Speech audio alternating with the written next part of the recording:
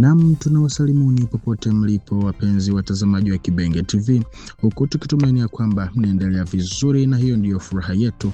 Na basi tunatumia fursa hii kwa karibisheni kwa mara nyingine tena kusikiliza matangazo ya habari za matukio ya kila siku kwa yale ambayo yanaendelea kujiri katika mashariki mwa Jamhuri ya Kidemokrasia ya Kongo na Kongo nzima, kuhusiana na hali ya kiusalama, kisiasa, kidiplomasia, na tutakwenda kugusia pia masuala ya kiuchumi.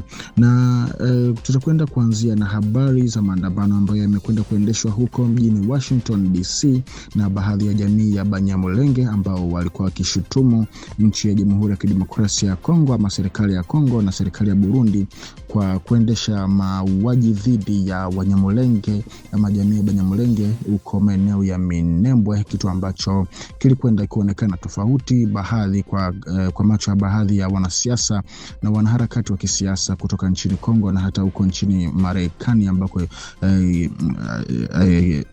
maandamano hayo yamekwenda kuzua mjadala mkubwa sana katika mtandao wa X, huku maneno yakibishana upande kwa upande, na baadhi ya wanasiasa wa Kimarekani wakiona ya kwamba ilikuwa ni kosa kubwa kwa watu hawa jamii ya Kinyamulenge kufanya maandamano hayo huko nchini Marekani.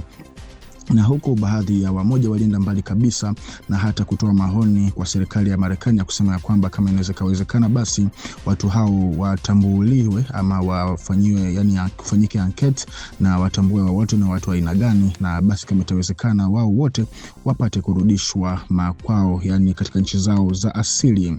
Na lakini huko Washington DC, wakati tunazungumzia jamii la Banyamulenge, lakini kuna delegation ama ujumbe wa Banyamulenge wengine ambao wanajiita wao ni wazalendo, yani wao ni wakongomani kabisa, walifanya nao ziara huko jijini Washington DC kwa lengo la kutoa sauti tofauti dhidi ya maandamano yaliyoandaliwa na watu wanaodaiwa au nao watu ambao wanadaiwa kuwa wafuasi wa rais wa Rwanda Paul Kagame. Na kwa mujibu wa wakilishi hao, maandamano hayo yalikuwa ni ya kuzishutumu serikali ya Jamhuri ya Kidemokrasia ya Kongo na Burundi kwa madai ya kuhusika na mashambulizi dhidi ya jamii ya Banyamulenge. Na hata hivyo wazalendo hao wa Kinyamulenge wao kwa upande wao wanapinga vikali madai hayo, wakisisitiza kuwa mamlaka za Kongo na Burundi zinaendelea kulinda raia, ikiwemo katika maeneo nyeti ya nyanda za juu ama Haut Plateau.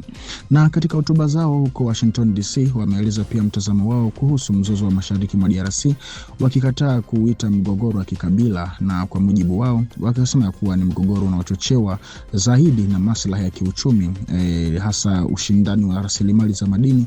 Katika muktadha huo wanaishutumu serikali ya Rwanda kwa kutumia jina la Banyamulenge kama kisingizio cha kuhalalisha ushiriki wake katika eneo hilo la Minembwe na kulinda maslahi ya kiuchumi mashariki mwa DRC. Na wajumbe hao wa kundi hilo wanasema kuwa mateso yao au dhidi ya Wanyamulenge haikuanza tu hivi karibuni, bali ilianza kupitia vita vya tangu mwaka wa 1996 ama 1996, na kwamba bado wanaendelea hadi leo kuwa yani wanaendelea mpaka leo kupata shida au za namna mbalimbali. Wanasema uwepo wao katika mji mkuu wa Marekani unalenga kupinga taarifa wanazoziona kuwa za upotoshaji na kufichua kile wanachodai kuwa ni matumizi ya kisiasa ya jamii yao. Wakiwa huko mjini Washington DC, Wanyamulenge hao wazalendo wanasema wamekutana na baadhi ya maafisa wa kidiplomasia na kujadili hali ya usalama katika nyanda za juu na za kati, yani Haut Plateau, hasa eneo la Minembwe. Wanasisitiza kuwa hawajawahi kuomba msaada wa majeshi ya kigeni wala makundi ya waasi kama M23, na kwamba wanaiamini jeshi la taifa la Kongo FARDC pamoja na polisi ya taifa ya Kongo PNC kwa ulinzi wao.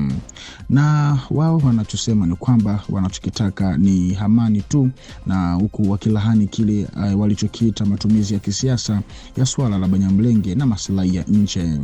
Wakati huo maandamano yalikuwa yakiripotiwa huko ilikuwa ni juzi tarehe 20 mwezi wa 4 katika maeneo mbalimbali ya Marekani na hata pamoja nchini Kenya jijini Nairobi, ambapo wanachama wa diaspora Banyamulenge pia walikusanyika kudai kurejeshwa kwa amani mashariki mwa Jamhuri ya Kidemokrasia ya Kongo.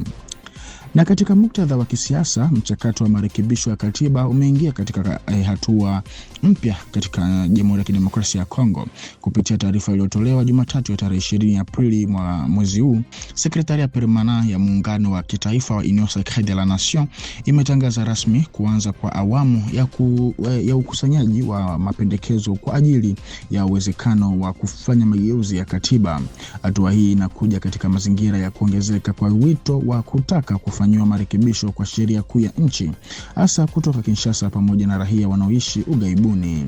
Kupitia mpango huu, Secrétaire Permanent wa Union Sacrée de la Nation Bwana Professeur André Mbata ametoa wito kwa wadau mbalimbali wa kitaifa kushiriki kikamilifu katika mchakato huo. Wanaohusika katika hatua hii ni pamoja na vyama vya siasa, mashirika ya kiraia pamoja na wataalamu wa sheria za katiba, ambao wanahimizwa kuwasilisha mapendekezo yao kabla ya tarehe ya mwisho ambayo ni tarehe 20 ya mwezi Mei ama mwezi wa 5 mwaka huu. Lengo kuu ni kukusanya maoni mbalimbali ili kuwezesha mjadala wa pamoja na jumuishi kuhusu mabadiliko yanayoweza kufanywa kwenye katiba. Na baada ya kukamilika kwa awamu hii ya ukusanyaji wa maoni, kamati maalum ya kiufundi itaundwa ili kuchambua na kuandaa muhtasari wa mapendekezo yote yaliyopokelewa, na ripoti ya mwisho itawasilishwa kwa Rais wa Jamhuri Bwana Felix Antoine Tshisekedi, ambaye atachukua jukumu lake kama mlinzi wa utendaji mzuri wa taasisi za umma na mwendelezo wa dola. Hatua hii inaashiria kipindi muhimu katika mchakato wa kutafakari mageuzi ya katiba, ambapo mwelekeo wake utategemea kwa kiasi kikubwa maoni yatakayokusanywa katika wiki zijazo. Na katika masuala ya kiuchumi, makampuni kadhaa ya Marekani yanaonyesha nia kubwa ya kuwekeza katika sekta ya madini ya Jamhuri ya Kidemokrasia ya Kongo, ikiwemo katika maeneo nyeti kama Rubaya ambayo kwa sasa yako chini ya udhibiti wa waasi wa M23. Hayo yameelezwa na afisa wa Wizara ya Mambo ya Nje wa Marekani, akisisitiza kuwa uwekezaji wowote utapaswa kuendana na juhudi za amani zinazoongozwa na Washington. Awali, serikali ya Kinshasa ilikuwa imewasilisha kwa mamlaka za Marekani orodha ya miradi ya kimkakati yenye umuhimu mkubwa, ikijumuisha madini ya manganese, shaba ama cuivre na cobalt, dhahabu ama or pamoja na lithium.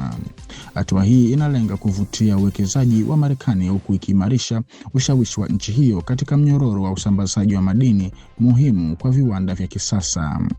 Katika muktadha huo, Marekani inaongeza juhudi zake duniani kote ili kuhakikisha upatikanaji wa rasilimali hizi za kimkakati kwa lengo la kupunguza utegemezi wake kwa China, ambayo ina nafasi kubwa katika sekta ya madini barani Afrika. Kwa mujibu wa chanzo hicho, mamlaka za Marekani kwa sasa ziko katika hatua ya kukusanya maoni kutoka sekta binafsi kuhusu fursa za uwekezaji. Ingawa nia ya uwekezaji ipo, majina ya makampuni zinazohusika bado hayajawekwa wazi, kwani mazungumzo bado yanaendelea. Miongoni mwa maeneo yanayovutia zaidi wawekezaji ni migodi wa coltan wa Rubaya, unaochukuliwa kuwa miongoni mwa vyanzo vikubwa zaidi vya tantali duniani. Madini haya yanayotokana na coltan yanathaminiwa sana kwa uwezo wake wa kuhimili joto kali na hutumika katika vifaa vya kielektroniki, anga pamoja na teknolojia ya nyuklia. Kwa Marekani, kupata ufikiaji wa mgodi huu ni swala la kimkakati tu. Hata hivyo, mipango hii inakabiliwa na changamoto za kiusalama mashariki mwa DRC, kama vile eneo la Rubaya ambalo ni kitovu cha mvutano wa sasa bado liko chini ya udhibiti wa makundi yenye silaha, jambo linalofanya uwekezaji kuwa mgumu. Afisa huyo wa Marekani alisisitiza kuwa uwekezaji unaweza tu kufanyika sambamba na makubaliano ya amani yatakayomaliza mapigano katika eneo hilo. Ila kwa upande wao, waasi wa M23 wamekosoa vikali ushirikiano kati ya Kinshasa na Washington, wakisema kuwa una mapungufu makubwa na unakiuka misingi ya katiba. Baadhi ya viongozi wao wanaamini kuwa kuingizwa kwa Rubaya katika mazungumzo ni njia ya kushawishi Marekani kusaidia serikali ya Kongo kurejesha eneo hilo la kijeshi. Wakati huo huo, mradi wa kwanza unaonekana kuanza kutekelezwa chini ya ushirikiano huu. Kampuni ya Marekani Vatas Minerals imetangaza kuwa inafanya kazi ya kufufua shughuli za kampuni ya Shemath. inayojihusisha na uzalishaji wa shaba ama quiver na cobalt nchini DRC. Hatua hii inatajwa kuwa ununuzi wa kwanza wa migodi inayofanya kazi chini ya makubaliano hayo. Kwa mujibu wa Wizara ya Mambo ya Nje ya Marekani, mradi huu wa majaribio unalenga kujenga imani kwa wawekezaji wa Marekani na washirika wao kwa kuonesha kuwa uwekezaji katika sekta ya madini ya Kongo unawezekana. Hata hivyo, bado kuna wasiwasi kuhusu uthabiti wa sera za kifedha na kisheria nchini humo. Makampuni yanahitaji uhakika wa mazingira ya kodi na sheria yatakayodumu katika kipindi chote cha uwekezaji wao ili kuhakikisha usalama wa miradi yao ya muda mrefu. Na kwa taarifa hii, mpenzi mtazamaji wa Kibenge TV, ndiko ambako tunakwenda kuhitimisha awamu hii ya matangazo ya habari za matukio ya kila siku kwa yale ambao wanazidi kutengeneza vichwa vya habari katika nchi ya Jamhuri ya Kidemokrasia ya Kongo. Na tunafurahi kuona ulianza nasi na pia umemaliza nasi, na basi tunakusii ubaki sambamba nasi hapa kwenye channel yetu ili uzidi kufaidi habari moto moto kutoka kwetu. Basi tukutane kwa majaliwa. Asante.